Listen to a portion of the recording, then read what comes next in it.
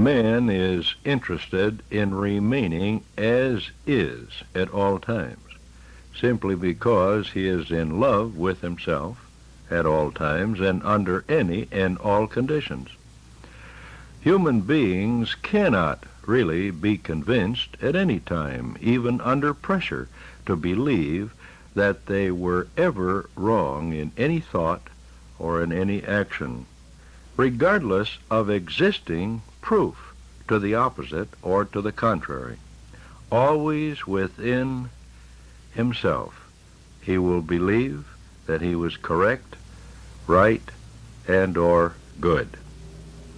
Now, most of the human race become very interested in trouble, difficulties, illnesses, and problems automatically, and do not become interested in happiness, good health, and prosperity as easily.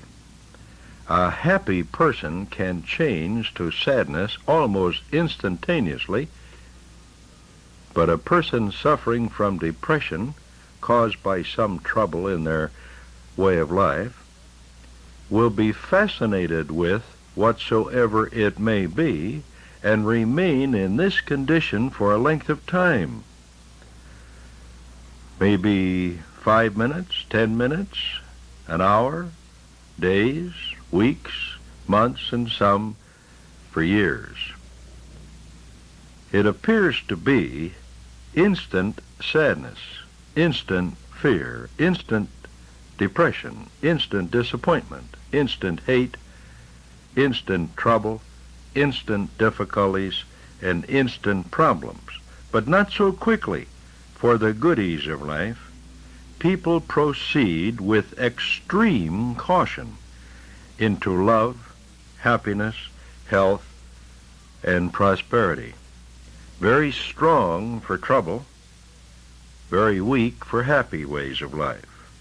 Strong for illnesses, weak for health, strong for poverty, and weak for the plentiful ways of life.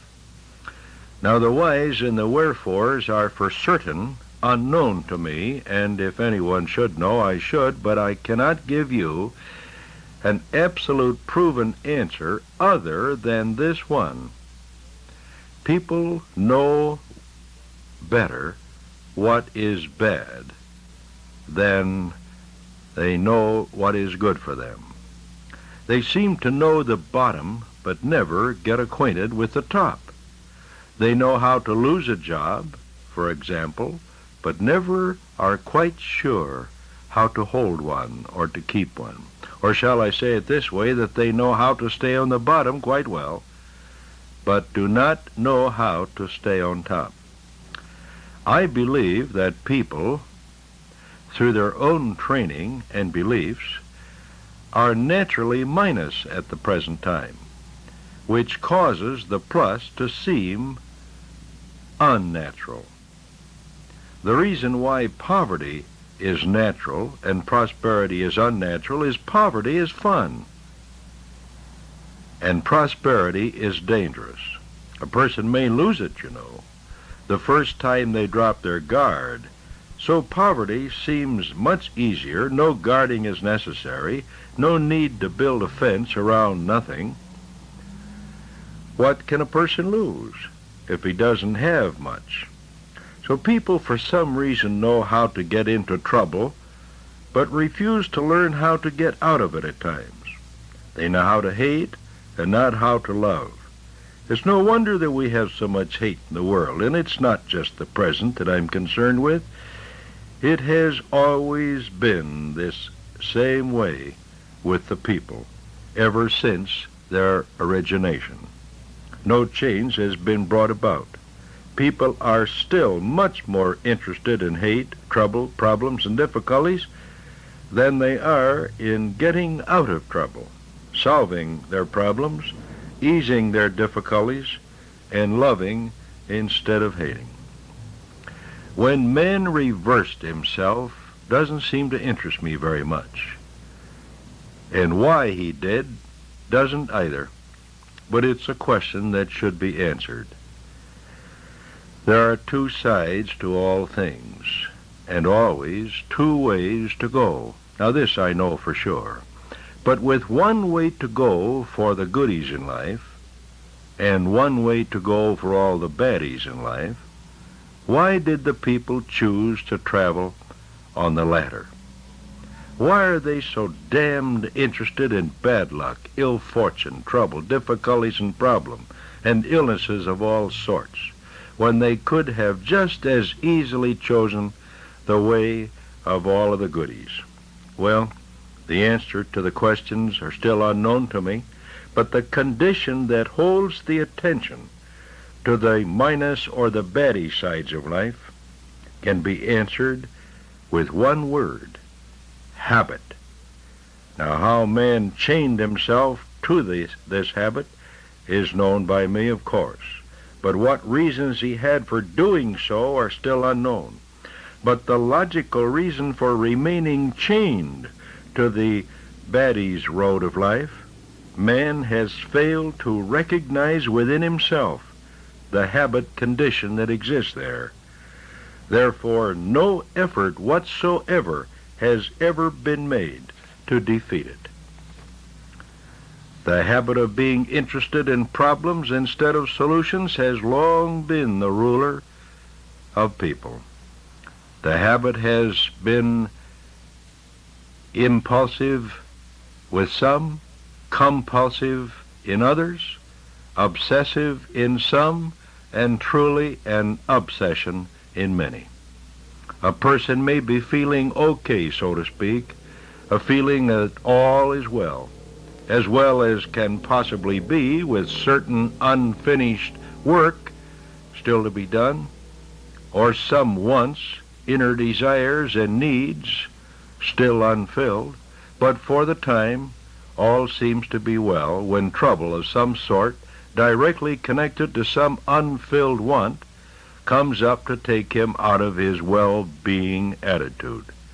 And he may as well get on his knees, outstretch his arms, and beg for mercy, which he does, not literally, of course, but mentally, in such a way that causes him to live inside the trouble, live as a subject of the troubled condition, and in some cases he cannot take himself away from the trouble because it is much more interesting than trying to get out of it. So he lives the trouble and plays it to the hilt and makes every possible effort to extract every feeling of fear, dread, hurt, and please feel sorry for me feelings that he can possibly get out of it. After all has been drained from it, he begins to work on getting out of the trouble, but not until he has wrung it dry, so to speak, that there's no possible emotional hurt left to enjoy. He now then moves from the poor soul act into a master of the situation and begins to get himself out of the trouble. It's a shame, but this condition does exist in most people. They are hypnotized to the worst ways of life and live in anticipation of all of the baddies of life and living, and actually believe that this is normal or the natural. Ever try to cheer up a person who is depressed? Of course you have. And you were 99% unsuccessful. Even a comical joke can fall with a thud. Why, they seem to hold on to the depression as though it was the last time that they could ever find anything to depress them, like it was going out of style. They will usually say in return for your efforts, "You really don't understand, you know. You don't understand how I feel, or you wouldn't make so light of it. How can you expect me to feel better when I'm so sick? If you only knew how it hurts me, you would show me some consideration instead of trying to cheer me up." An old saying of mine is apropos at this time: best first thinkers are always glad, and worst first thinkers are always sad. For those who are interested in breaking the habit of baddie reactions and breaking into a new habit that will cause goody reactions from now on, this merely means the interest and attention will be on making the better and the best of any troubled or sick condition that may come into your life. Now, all you are because of the power that you were born in and with and by. Now, the Carlo Better Life principle makes effort to inform you of and about the power that you do possess as a human being, plus how and when to apply your power.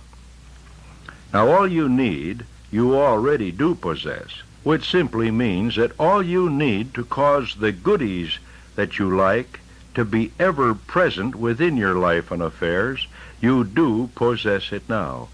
Decision power will break old habits, of course, by deciding on a new one that will result in a better way of life for you yourself. Decision power. All decisions, of course, must be made while peaceful in your mind or in your consciousness concerning your decision. Now, this does not mean that you cannot reach a decision while tense and busy. It simply means this, that when deciding, you must feel peaceful, meaning free of any discord concerning your decision. Whatsoever you then decide to happen will happen if you are peaceful in your consciousness. If there is the slightest pressure, a feeling of fear in any degree, or of disturbance, or any other inhibitory attitude, your decision will not be manifested into an experience at that particular time. Whatsoever you want, desire, or may need can be accomplished, however, but at some later time when you are peaceful in mind concerning your desire.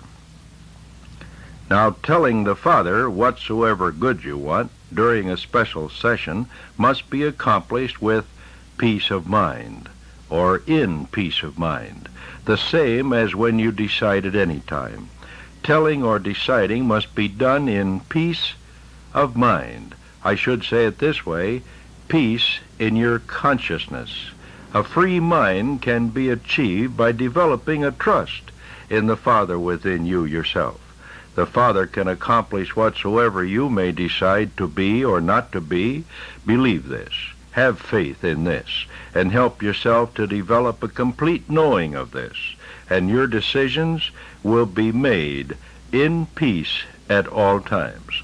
Now, there is a problem that does exist. People believe in themselves instead of the Father within them. People believe in themselves instead of the Father within them.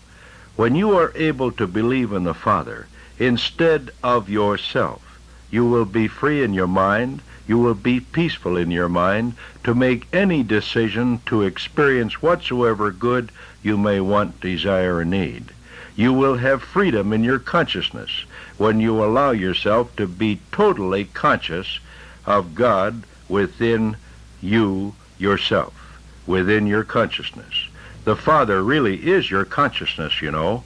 Know this, and anything that you want will be brought into being for you, whether you experience the result of your decision right away or not. You will experience when you trust the Father. Some desires, some decisions are brought about almost instantaneously, while others take a length of time determined by the conditions that exist. Now, when others and things and ways affect you in some way, you are not in charge of yourself unless you have decided for these things and others and ways to affect you in your own choice, in your own way.